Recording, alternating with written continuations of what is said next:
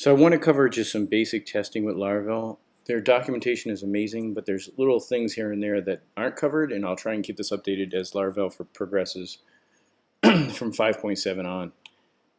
So basically, the docs are great.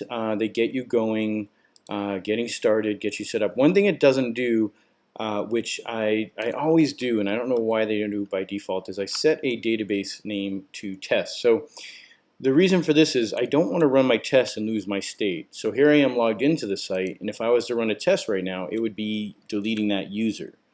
So I'd rather keep my local site working and keep the state whatever it is when I'm working on it. But then when I run my test, I want those to use a different database schema. So I just do this. That one line moves my test to use that. And at the same time, I can have my regular database just working like normal. You'll see my regular database here is set to testing, whatever. And you'll see that one is now going to use that. So if I run my test, and I don't think there are any, so let's go make one. Make test user test. Okay. So now we have a user test right here. Now I actually don't want that there, and I'm going to cover that in a moment. I'm typically put my model test in the unit folder. And so right now this has a test. I want it to do something with the database. So another thing they talk about is use refresh database. It's so much faster. So let's see, public function test user. And I could just say, user equals factory app user class create this assert not null. And this can actually be handy if you're adding a new field, a new cast, or a new relationship. It's nice to do these one-off model tests. Now I'll run that test with my nice shortcut in code, and it didn't break my user here. Now I can go back here and I'm still logged in as this user. If I didn't do that, it would have basically destroyed that user state, and I'd be at, it's frustrating because you sometimes want to see the app as you build on it. So, so basically getting started, stick to the docs. I try not to use SQLite or anything. I just stick to the basics. It comes preset up for the database driver, MySQL, so I don't touch this or change anything. I just don't feel like the speed is worth it because sometimes you get incompatibility issues. It's just not worth it, honestly, in my opinion. As an app grows, I think you want something solid like MySQL behind it. Even at the testing level. I've seen it work really well. I just don't like dealing with those times it doesn't. So another thing too is how to approach things. Well, the Laravel docs have so many options, like how to hit it from HTTP, how to hit it from, basically at that point you could do JSON or regular view blade stuff, or you can hit browser and think about it at the dusk level in JavaScript. But my point overall is if you're building something at a controller level, don't start with the controller. The controller is the last place you want to go to code, in my opinion. Now, I could easily do something like this. PHP artisan make controller user index controller, because I typically like my controller should do one thing. And then I could, I'm coding away. It's a simple app. I'm in my controller, and I just do my invoke, right? So I can basically say invoke, no shortcut, sorry, public function invoke, and I want to request because I want to have that handy. And then I always do a try catch on my control, and this is more about testing, so I won't go into details on this one, but I'm just going to do it here.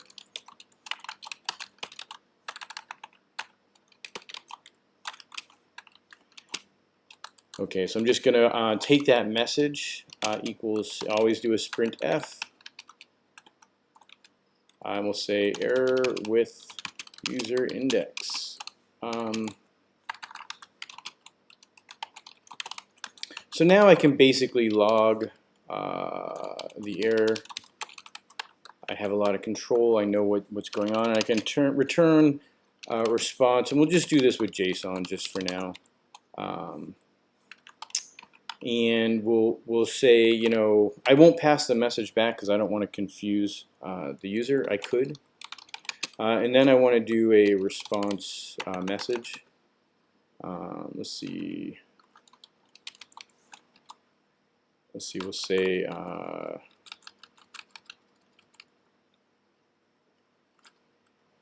see if we can find one here. I think it's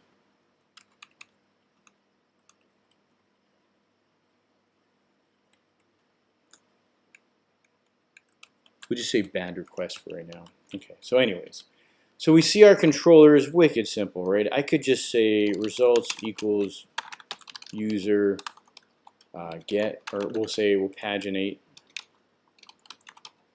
And you can see, like, okay, no big deal, right? This is a point where the controller's not doing anything. Why the heck would I break this out into something else? And we can easily start testing it again. And you'll notice I didn't go TDD. I didn't whip up a test and do it yet because, you know, I think some of that stuff is a little silly when they're writing tests before there's even code. It's like, I wouldn't go much further than this. I think it could get too complex. My point is, like, I don't want to also test before I have this and then test to make it. I just feel like it's a little bit of a waste of time, especially once you only have the, what's the word, the like foundation stuff, the basic stuff. So test can get users. So here's an example. So I made a little bit of a class. I wouldn't go too far. If it got any more complex, I would have had the test going, right? But right now, I'm going to say factory app user class create. And I'm going to make a bunch of these just for a moment. And like, you know, I could then say this get. Actually, I think I can just use JSON get. We'll say let's see, API users. Assert status 200. Okay, so the controller's not doing much here, so I'm not going to test it much here because it's a simple controller. But the moment it gets more complex, and this happens almost all the time, is the moment I should have started from the inside out, and I'm going to show that in a moment. Let's just get this test to pass, and I'll show you a good example of things getting complicated. Yes, I'm going to put my route get into here, not the API folder. I'll explain why some other time. And then I'll do this here, and now we should get passing, right? But here's what happens. That controller needs more features. They want to add filters, and it just gets more and more complex. And it's just very common. At that point, you want to stop and make a test to make a repository. Now, repositories can grow into a God class as well. So sometimes I won't make a repository called something so generic as that. I'd have a base repository that they can build off of. In this case, we'll just start with this. Let me delete this. I was supposed to end it with the word test. So now again, this is going to be database reliant. So I'm going to use refresh database. Do not use this if it's not going to need the database. Test filters. So here's a good example, right? So they have a user, factory, app, user class create. And now the user, they want to filter because that's what happens. Now, they want to filter by name, but I don't want to hit the API for that because I'm hitting the API to hit my controller to then parse a filter, put the filter into the query, and get results. And before long, we're going to have some validation too. So you start to see the controller is doing too much. So I'm going to just hit that repo file, and I'll just make a quick class right now. And let's see.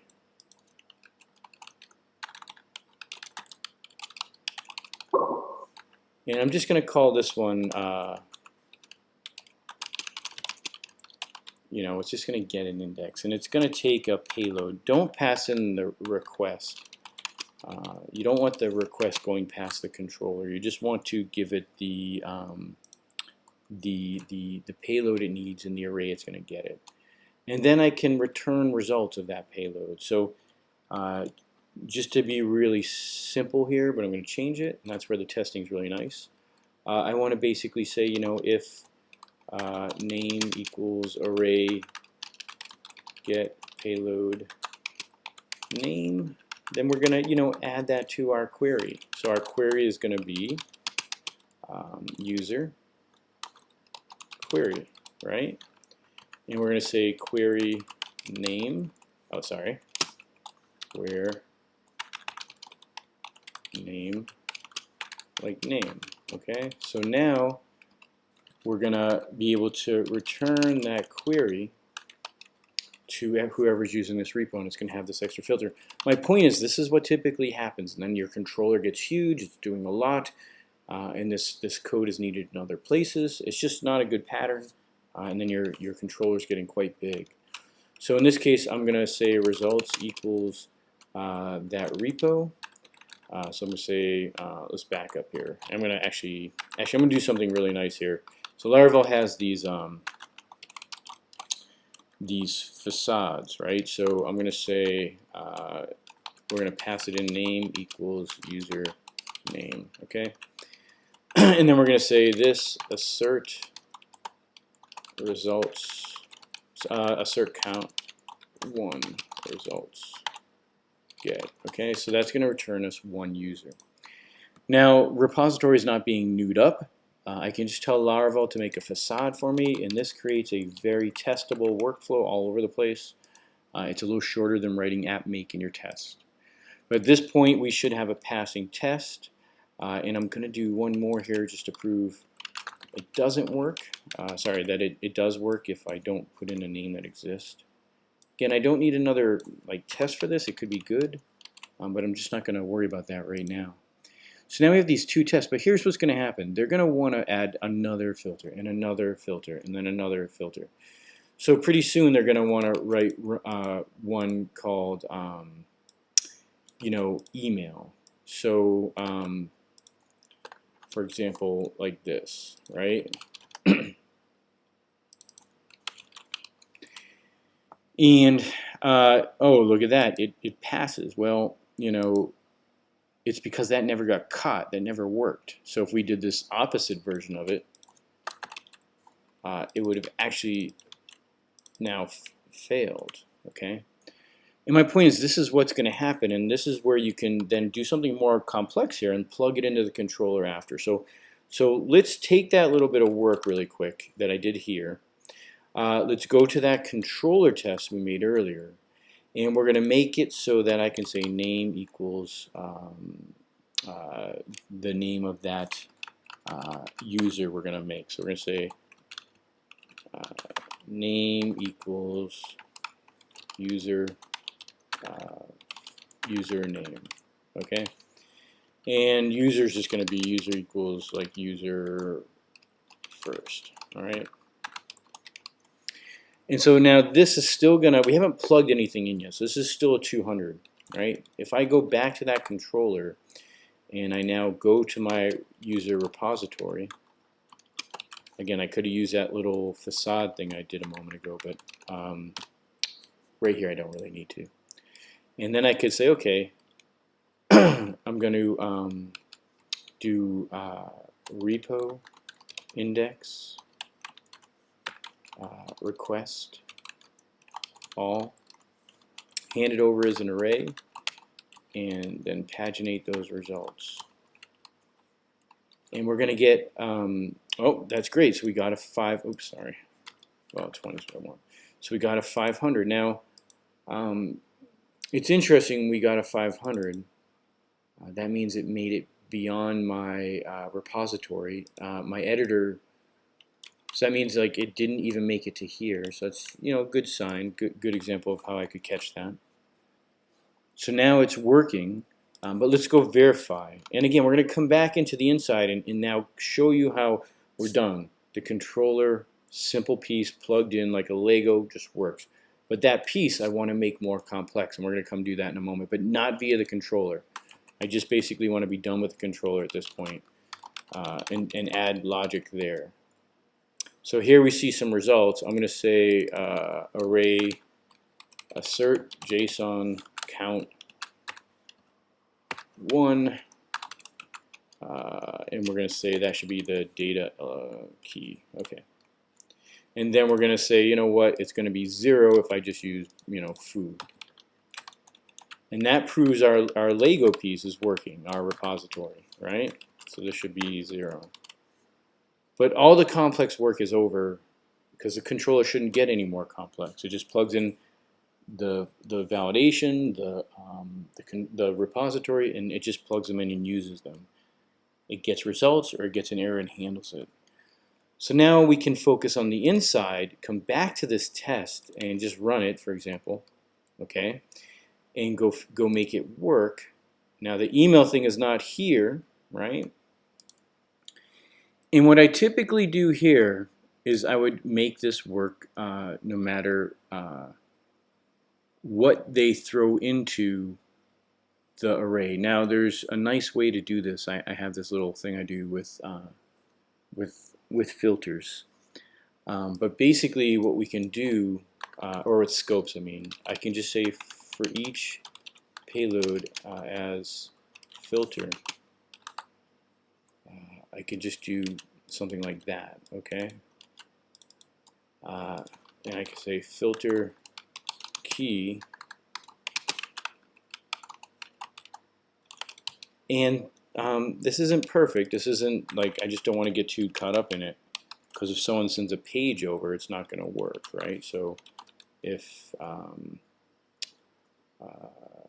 filter key not equals page, for example. But it goes further than that, and I can show a really nice way to do this, but not just here.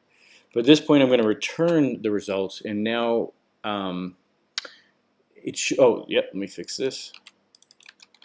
And now that repository has more hope here. Let's see how it goes. There we go. So now the repository is working, and the filters are more dynamic at this point. I could do other things here. There's not much on a user. But you see how a controller gets complex quickly, and the moment it goes beyond, in my opinion, anything besides all or paginate, I think the logic needs to be moved into what I call a repository.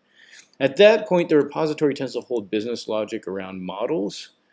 If there's a lot of stuff in a model, then you can just put that as a scope in the model. It's really a nice feature, and the repository just calls to that scope. So it doesn't have to do everything for all the models, but it's a nice place to join business logic. Okay, so I just want to show that it's an inside-out thinking about testing and how leave the controllers very simple. At some point, what I would do here is the controllers, I would start testing validation, and at the controllers, I would start doing, request, validate, name required, for example. Now, this is outside of my try-catch because I want the Laravel exception to deal with this. And now this is the controller just doing very simple validation that I could test here quite nicely in that way. And you can move validation away from the controller, but I'm still okay with that because it tends to have to do with the controller and with that particular, with that particular entry point or use case of the application versus the console or the or job in the queue. And so, okay, so that's the inside out. Now, this inside out honestly applies to controllers, jobs, event listeners, command line, basically treating them as the thin wrapper between the request and the logic that makes it all happen or fail. Another thing Laravel offers are factories, another great feature when you're doing tests. Just make sure to not seed. Seeding slows things down, but seeding it just gets complex. It's a lot of state. It's a lot of state to remember. Make the things you need when you need them. Create the state right when you need it, and things I think just go better, go faster, and they're easy to work together as a team. Lastly is mocking, another just amazing feature. You saw me do a dynamic facade. I could actually mock that facade on the fly. This is really cool stuff. So I could say that facade I made and I'm using. So let's do something here. I'm just going to show how cool this is. I could go to the repository test or the controller test. I'll do it in the controller test because it becomes really apparent at that moment. So this controller test is passing, right? So I'm going to go into the controller. I'm going to get rid of this here, this here. I'm going to add facades up here. I'm going to then use it right here, okay? And let's see. So now we've just gone into using the facade at this point. These tests are still going to pass, okay? But what if we do this? User repository facade should receive index. We'll say twice just for the heck of it. This is going to fail, right? And it even failed horribly. So 200 by 500. So why did that happen? Well, that wasn't part of the lesson, so let's go find out, right? This is definitely a facade. We're here with a facade. Should receive. And let's just go look at our logs. And I usually would just tail these, so let's just do that and run the test again.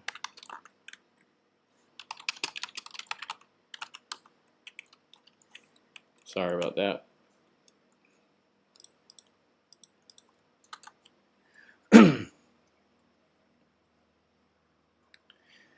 Paginate unnull. So it's okay. It's just I didn't return anything. You know, it's just I don't. What's interesting though is I wonder if I should in my controller consider not to do paginate, but I think paginate will be okay because it's never null. It's actually a builder object. Okay, so I don't think I need to worry about that. But what I am gonna do is say user query. I think I can do that. Let's find out. Okay, here we go. So that's all. So the response count matched 1, the response count matched 10. So those are broken because obviously I'm not returning anything, right? So let's do this. You can see now, I don't know if it matters, but you can see now I've overwritten that facade in there. My point overall is like these are very powerful patterns, these mocking, and even with my static or what they call a dynamic facade, I was able to mock it and take it over before anything uses it. It's really, really neat. You can do that with events and whatnot. So really get a sense of how to do this to basically spy and mock classes in your application. So that's about it. I'll do this again for 5.8 and etc. as things change. But just little things that I noticed that I don't see explained in other places, and just to hopefully help get going quickly.